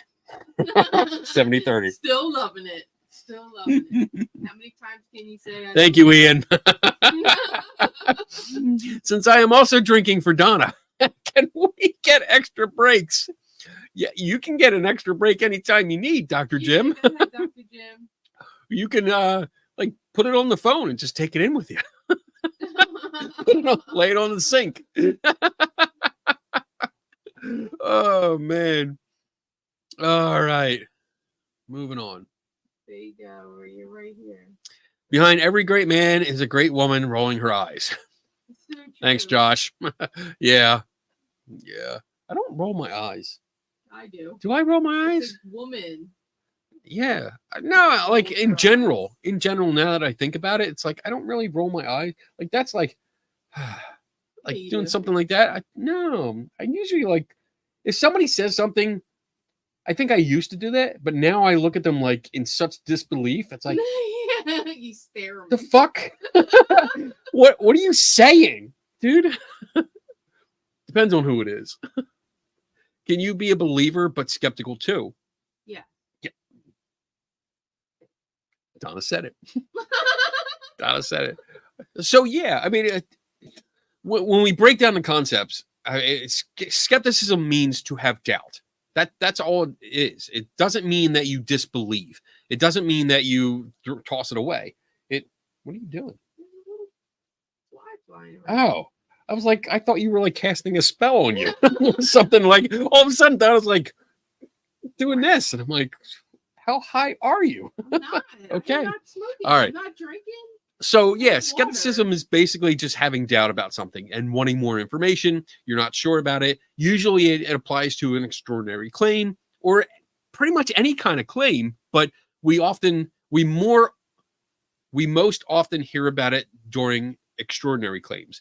But it can happen anytime that there's just doubt. We want more information. We're looking for a deeper meaning, like more evidence to support what is being said.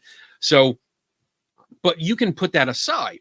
You can have your beliefs. There's tons of people out there that are in the sciences that are trained scientists that go by data, that go by facts, that go by theories and hypotheses and live their lives that way, but they still have their own personal beliefs. And I don't see any reason to say that's wrong or they can't coexist. I mean, to be honest, and I've said this many times, every time I watch Star Wars, I really think I have the Force. Like there's a little part of me that's like, He tries. I try. And once in a while, and I'll say this with total love, once in a while, my wife indulges my fantasy. And if I'm sitting there and the remote is like on a table and I'm like this, she will pick it up and put it in my hand. I would. And I'm like, oh, that's sweet. But yeah, I mean, you can have your beliefs, and I don't have a problem with that. And I might be going off on a tangent here. I don't know if this has to do with what you're asking here, but like you can have your beliefs, and that's cool. And I will die on that hill defending your right to have your own personal beliefs. When I do speak up, it's usually because people are preaching those beliefs and trying to force others to accept them as their own. And I don't like. I really don't like that. I mean, I say all the time, like everything that I put out, my articles, my videos, what I do on these lives, or if we meet in person and we exchange information, feel free to fact check me because I might be wrong, or I want you to be sure. I want you to check the sources that I've used to make sure that I was being honest with you and that, everything checks out.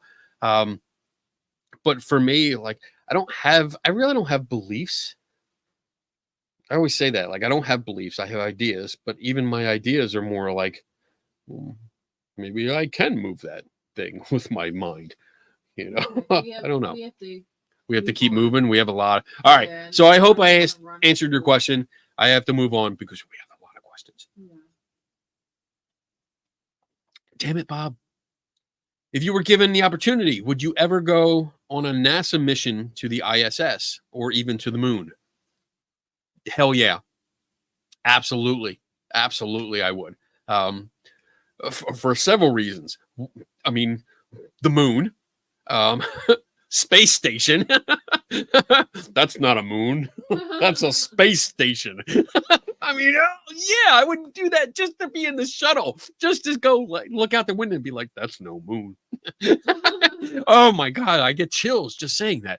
And if I had the chance, I think I would go too. I would hope so. I mean, one of the biggest, zero gravity.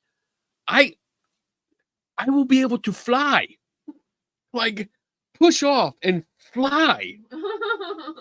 I mean, full stop, period. That's it. You tell me that, hey, we're going to strap you into like thousands of gallons of explosive material and we're going to blast you literally into orbit. And at the end of it, you're going to be able to fly. Okay, let's go. We're click, click, click, click. I'll do it myself.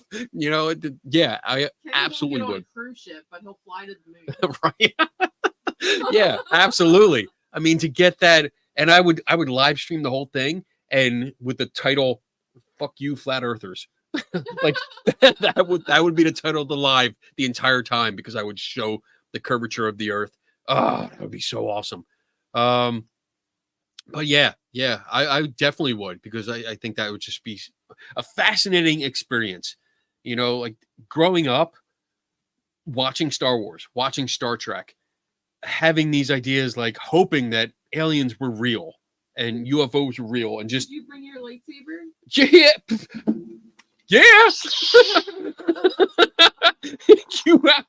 You don't think I have a lightsaber right next to me? Yeah, absolutely. I would be in my full Jedi robes, which I do have. Kenny, do you believe the conspiracy that we haven't been to the moon? I do not believe that conspiracy. With all the technology, you would think we would have been back. So I believe, the last I heard, I believe we are going back. But I think the issue is there's other things to do. I mean, the moon is there, yeah, but there are other things to do. We've been to the moon a couple times. Other countries have been to the moon now. Some have been successful, some have crashed. But it's going to be a stepping stone, I think, or a extra launch pad to Mars when we do these missions to Mars. But I think there's just been other priorities. So I'm not a spokesman for NASA, so I don't know all the reasons why they haven't been back, or why it's taken so long. But I don't doubt that we've been there. I've seen the pictures, I've seen the video, I've seen the specimens that were taken from there. Yes, I wasn't there myself, so I can't vouch for all the validity. But in order for this is one of the things about conspiracy theories that I think is overlooked the most. It would take so many people to keep that secret, to keep that under complete wraps. Way too many people that you would have leaks everywhere. There would just be leaks everywhere for something that big. There's literally tens of thousands of people that are involved in that. Right. So to think that there's a conspiracy that we filmed it on a set instead of going there. I mean, shit, there's a reflective instrument on the moon that anyone can actually bounce a laser off of. I mean, it's actually there, and you can get the coordinates and you can bounce a laser off it and verify that there is something that we put there on the fucking moon. So, and I'm not cursing at you that asked that question. I want to make that clear. But yeah, it's okay. There. We gotta go. We're going in 3 hours. No, we're not. Yeah, we are. No, we're not. We're going 3 hours. No, can I get it 3 hours? What? No, we're not. Entities. You did the Uber. Donna's gonna leave at the end of 2 hours, and I'm gonna be here by myself, which means we're going 3 hours. Entity 7 Paranormal, Joe Vitale. Why are you guys live and not at home celebrating your anniversary? You two should be bumping into each other at home. Because we love you guys. Yeah. Another Hello. reason not to have a 3-hour show. Duh. Joe. Silly Joe. Silly rabbit.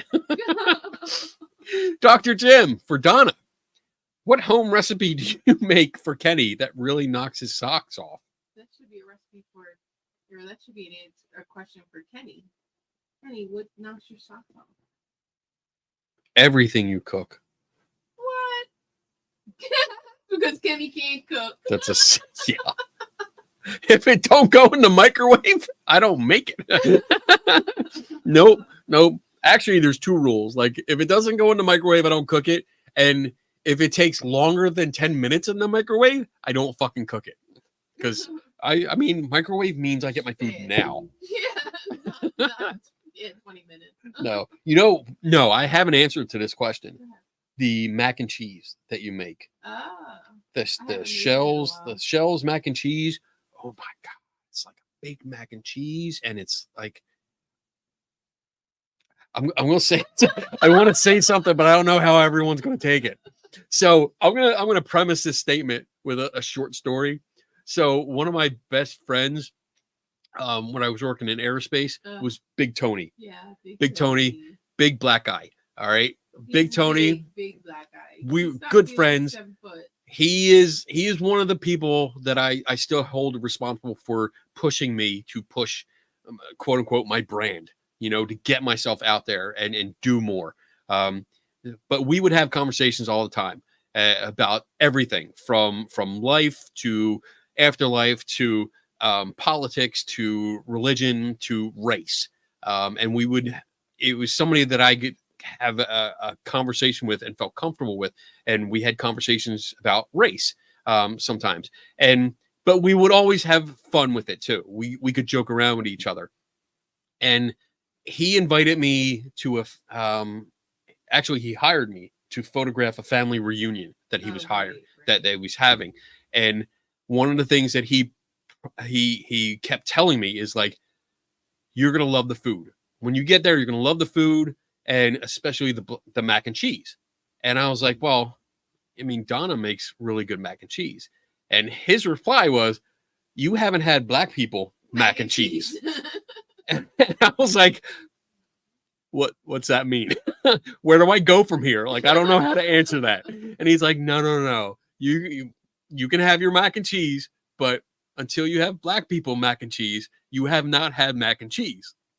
And he was right. No, it was good. It was really good. But Donna's mac and cheese comes so close to black people mac and cheese that I love it. And it's kryptonite to me. So like when she makes it, she usually makes this like big freaking casserole thing of it. And a little bit like of mac and cheese. it's like this big. It's this big. This is black people mac and cheese. Oh my God, we're gonna get shut down. Oh my God. I don't know how to keep going on this. I think we're in the territory we should not be in. So question. anyway, Thank you, Jim. it's in a big pan, and then for like dinner we usually eat that much, and there's like this much left, except for like give it like 3 or 4 days, and I eat it all. Because it's like, oh, lunch, late night snack, breakfast. So yeah, there you go. That was a conversation that went really different than what I expected.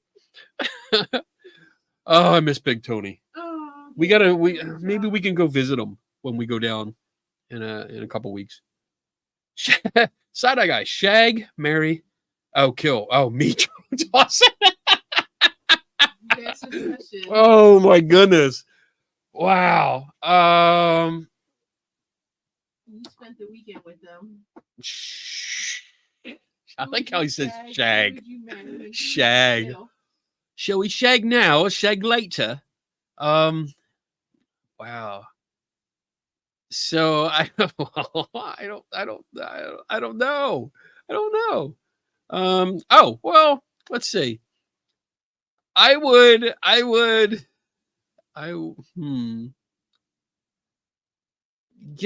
shag, marry. Do we have to do this next week? Oh my goodness. I really have to think this through. I would kill Seg because he talks too much.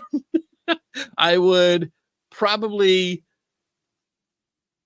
oh my God, this is going to sound weird. Shag Dawson because he's young, and marry Joe because I can put up with his shit. There you go.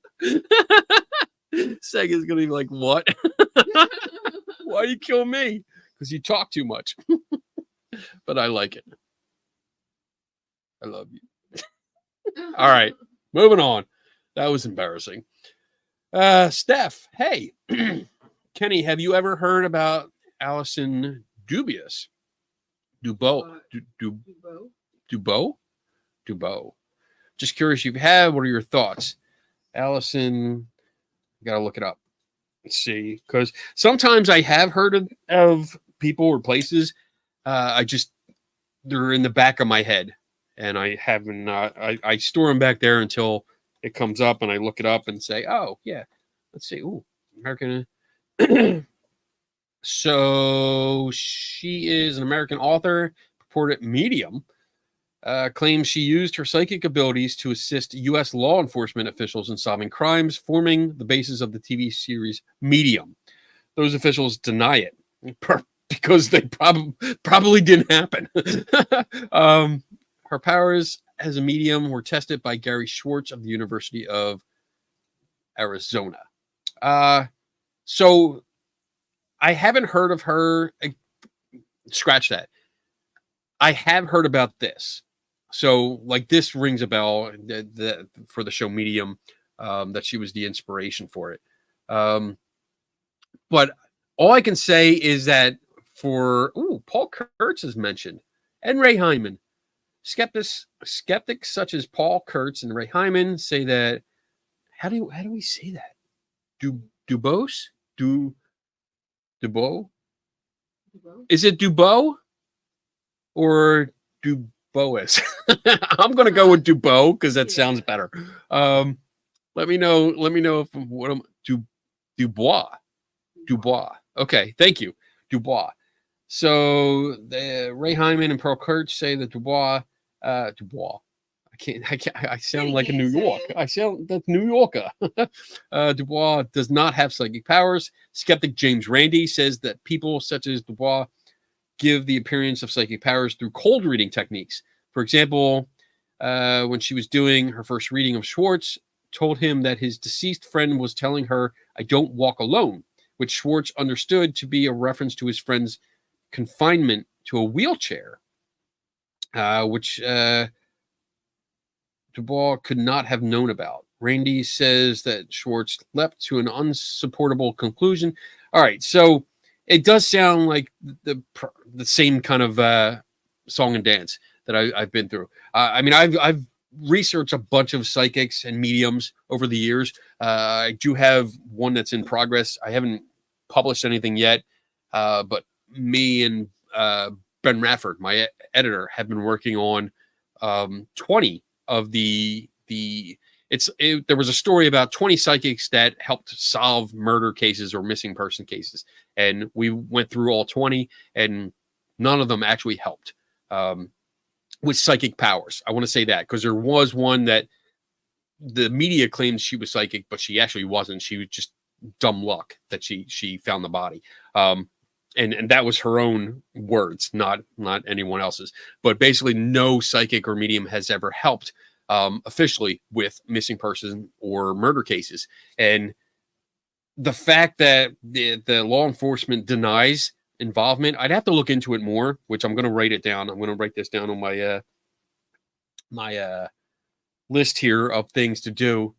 And I'll have 2 weeks because there's not going to be a show next week. We're gonna have a few weeks. Yeah, there's going to be it's going to be a sketchy schedule coming up, but I'll explain that in a little bit. Okay. But yeah, basically, I've never come across a psychic medium that has actually done or fulfilled that claim. And there's been plenty. I mean, I have two threats of lawsuits against me because of I've written about that kind of stuff. One tried to follow through with it and failed miserably. But yeah, I haven't ever come across her or her cases. So I'm going to stop talking about that right now because I don't have enough information, but I have it on my list now and I'll look into it. What is geomagnetic storm? I just got a notification for that in my area and I've never heard of it. It's the Northern Lights, isn't it? What is a geomagnetic storm? Major disturbance in Earth's magnetosphere that occurs when there is a very efficient exchange of energy from the solar wind into it cut off. I gotta click on it. Active. So yeah, I think this does have to do with the Northern Lights because we're supposed to see them. Yeah, We have a chance of seeing them. Daniel says they're having them right now. Oh, that's awesome. This is taking a long time to get to? It's because everybody in the world is looking it up right now. There's a traffic jam on the internet. Why is this? It doesn't want to. Yeah. See them down as far as Alabama, I think. It may mess with communications and GPS. That's what Bob says. Right. The sun sometimes emits a strong surge of solar wind called a coronal mass ejection. The gust of solar wind disturbs the outer part of the Earth's magnetic field, which undergoes a complex oscillation. This generates associated electrical currents in the near-Earth space environment, which in turn generates additional magnetic field variations, all of which constitute a magnetic storm. Occasionally, the sun's magnetic field directly links with that of the Earth. This direct magnetic connection is not the normal state of affairs. When it occurs, charged particles traveling along the magnetic field lines can easily enter the magnetosphere, generate currents, and cause the magnetic field to undergo time-dependent variation. We're going to see lights. Yeah, go outside and look up. I think that's what it might mean. So, interesting. If you have a clear sky. If you have a clear sky. Yeah, like our news said it this morning. They were the local news was telling us about it, and that we might possibly see the lights. Yeah, depending on the. We gotta go. I know. We gotta go. Show's over. Gotta go look at the lights. X5.7 solar flare just now. Woohoo! What's up, Wendy Y? Tanya M. Big T. Big T. If aliens landed in your backyard and asked you to come back with them to their planet, would you? Yeah. Yeah. She knows. And he would She be knows. Like, I'm like, see you, honey. yes. I want to drive. And like, do you have a transporter? I'm not going to use it. I just want to know if you had it. But yeah, I would totally go. The like, all kidding aside, the opportunity. Let me back up here. I have always had this sense of wonder about the universe. Like, you look up in the sky, you see the stars, and one of my biggest, I don't know, you can't call it a regret, but disappointments in life is that I look up into the sky and think I'm never going to visit another planet. I've seen Star Trek, I've seen Star Wars, I've seen all of these other sci-fi movies that all go to all these other planets and meet alien races, and I'm never going to be able to do that. I mean, it's long after I pass. It might happen. So if there was a species that was out there that has conquered interstellar travel, and can get here in a timely manner, and lands in my backyard, which would be awesome because that just means that they watched the podcast. They watched the show. So that would be great. That would be great. If they landed there and said, hey, we want you to come back and hang out with us and exchange knowledge or something like that. No butt stuff. I don't want to do that. But if they want to exchange knowledge, yes, I would absolutely go. I would absolutely take that opportunity. I would say goodbye to everybody. I would do a live and just say, see ya. I'm going with my new friends, the aliens. I call them George. And we would go, and that would be fantastic. That would be the chance of millions of lifetimes to be able to do that. My producer's like, let's go. We got a lot to go over. Rob says, is this on every Friday night or morning for you USA people? I've only seen a few. Yes. So I usually do this every Friday night, Eastern time, 8 p.m. Eastern time. I do it. I try to do it every Friday night, unless there's something that comes up, unless I have like a work trip or vacation or something like that. And we do have lots coming up. So it's going to be sporadic. It's probably going to be like every other week for the next month and a half, just because I have different things that I'll be out of town for. But I'll give you guys a schedule. I'll let you know. All right, cool. Next, shotgun some of these questions. Damn it, Bob. Would you rather time? Would you rather witness a live exorcism in person or accompany Zach Baggins on a ghost hunt? Exorcism. I would take a live exorcism because I think to observe something like that in person and live, I think would be more educational and beneficial to me than watching Zach do his stupid shit over and over again. I honestly don't think there's any difference between what you see on TV and what he does in like real life. You just see the highlights, which are really the lowlights. So yeah, I would definitely witness a live exorcism, and like a sanctioned one. by like the Catholic Church, something like that. Not this like backwoods family thing where they hold down somebody. Okay. I've seen that, and I don't want to get into that because that would piss me off, and I'd beat the shit out of people. I shouldn't say that. Steph, Kenny, do you think they're late? Kenny, do you think there are late things like they say on the dark side of the moon? Late things. I don't know. I think that's a typo, so I'm not sure. So the dark side of the moon is like a concept. Oh, here. Oh, good. Kenny, do you think there are other things like they say on the dark side of the moon? So, I mean, we know what the other side of the moon looks like. The dark side of the moon is only dark to us. And it's only dark to us sometimes because it's locked. It's locked with our orbit. So as we let me see. So this is us. This is the moon. As the Earth rotates, the moon rotates around, but the moon does not rotate itself. Like around. Wait, no, I'm not explaining that right. Its rotation is locked with the Earth, so it stays in sync. We see the same side as the Earth rotates. And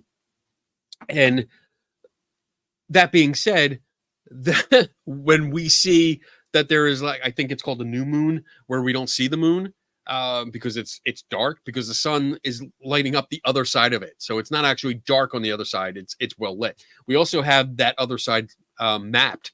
It's you can look it up. You can see what the other side of the moon looks like. So it's only dark to us because when we're viewing it from Earth. But if you're actually up in space, if you're not, if you're closer to the moon, you'll see the other side of the moon. So it's not it's not. I don't think there's any secret or conspiracy or anything like that. It's just the other side. That's it. So good question though. Thank you. Moving on. All right, we're almost there. We're getting there. Boom Productions. Did you know that you can be legally ordained as a Jedi Knight through the Universal Life Church for less than $20? Yeah. Yeah, I think so. I think I know. I think I know. Why? I don't know. Let me think. One.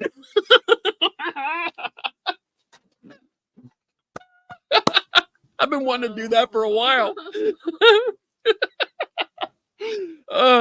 So yeah, I have that. I have my Doctor of Divinity. I have my ordination. So I have my certificate of ordination, and I also have the Doctor of Divinity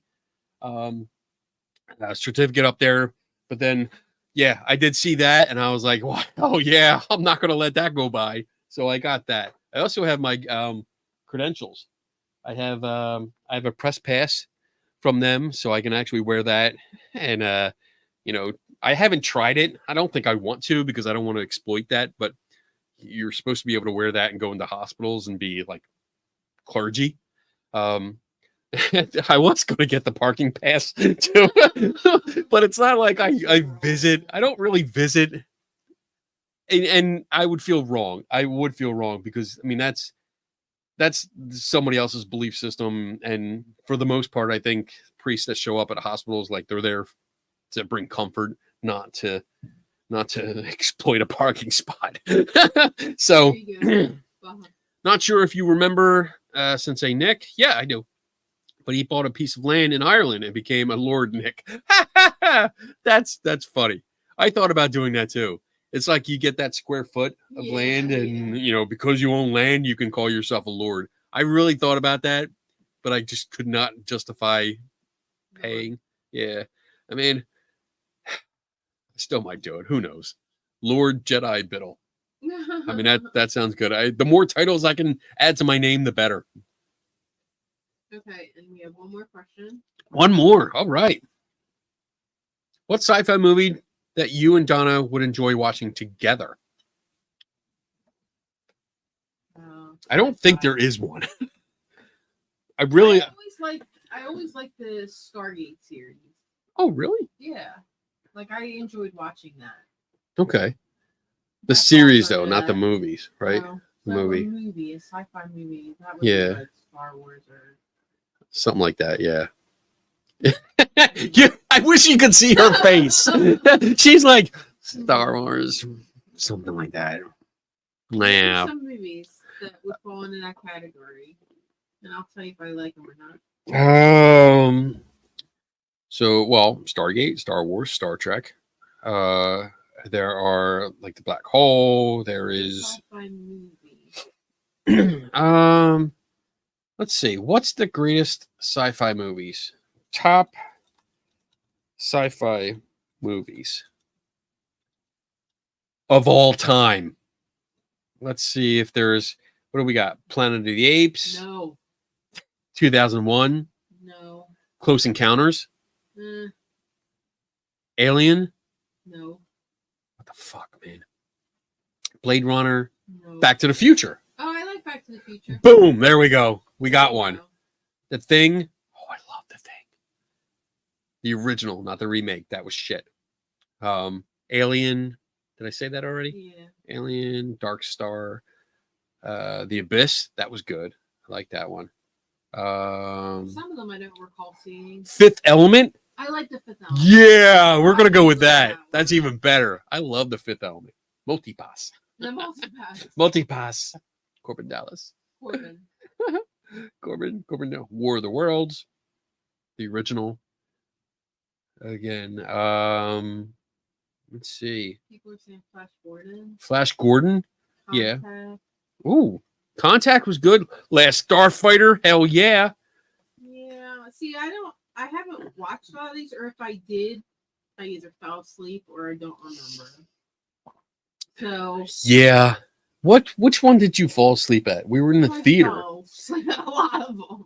We were in a theater and I you fell asleep. during like the last part when it got all when they start like fighting back and forth. I think you fell asleep during the Avengers.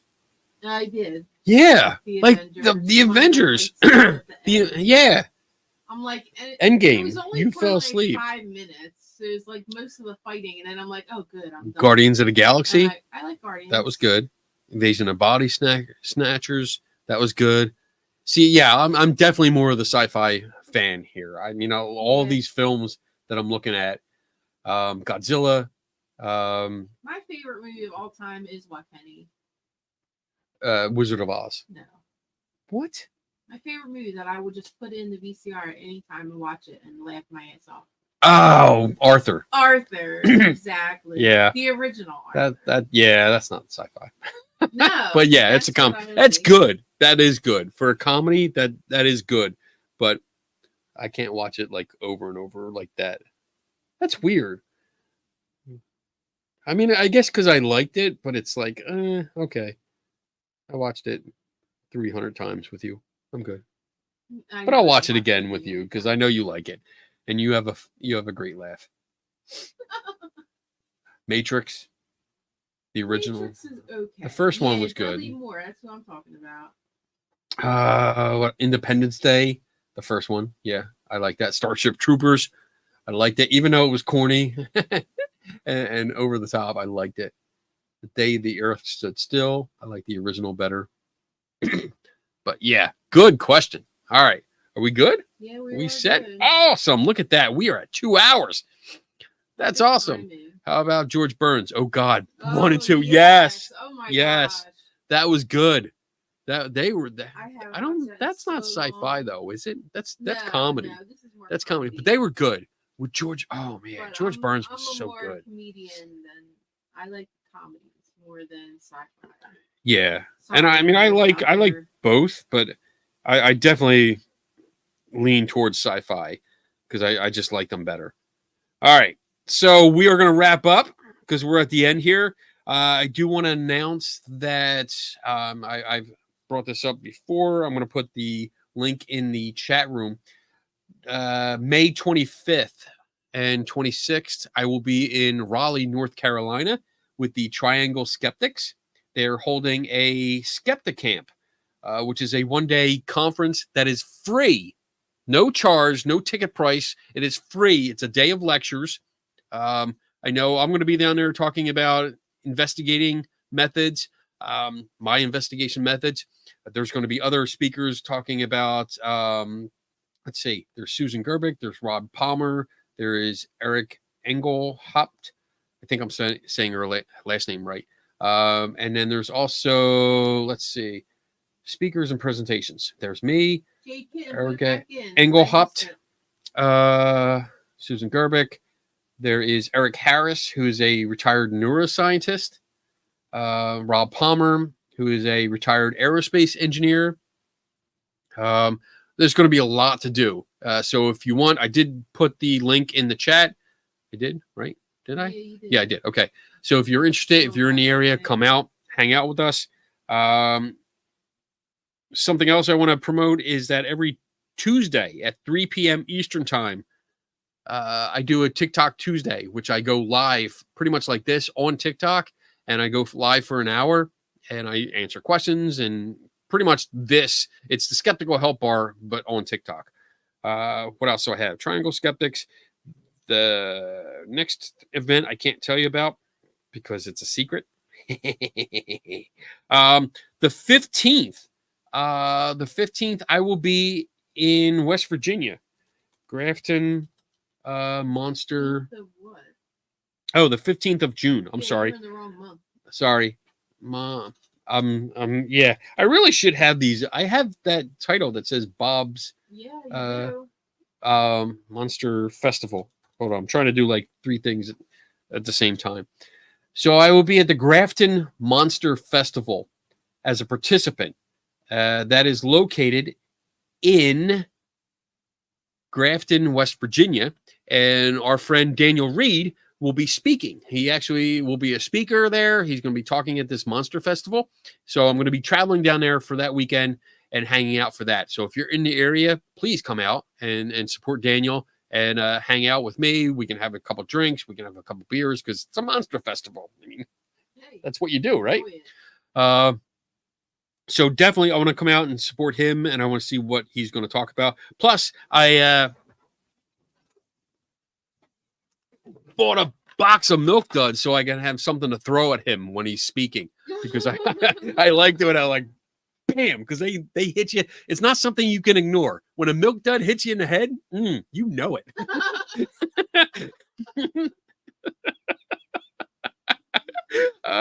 Thanks for all the anniversary wishes, guys. We appreciate it. Yes, thank you so much. All right, so for the show, there will not be a show next week. We're going to be out of town. We have a family thing going on. So our son's actually graduating college. Yes, graduating college. No, I don't believe that. I feel so old. Yeah. I feel so old. So he's graduating. So we will not be available. So no show next week. The following week, I will be in Raleigh, North Carolina, and I'm going to try to set up a live show while I'm down there. I'm going to take my equipment with me and set up a live show with everyone, all the speakers, because I think we're all staying at the same place. We rented an Airbnb, so I think we're going to be able to do this show. And if everyone's up for it, you're going to have me, Susan Gerbic, Rob Palmer, Erica Engelhaupt, and then Eric Harris. We'll see what happens. I don't know. You're going to have a bunch of skeptics. And then the weekend after that, there won't be a show. That's the 31st of May because I'll be on the road traveling to a secret location. But I also I might have a show. That's the week that I'm staying with a certain person. So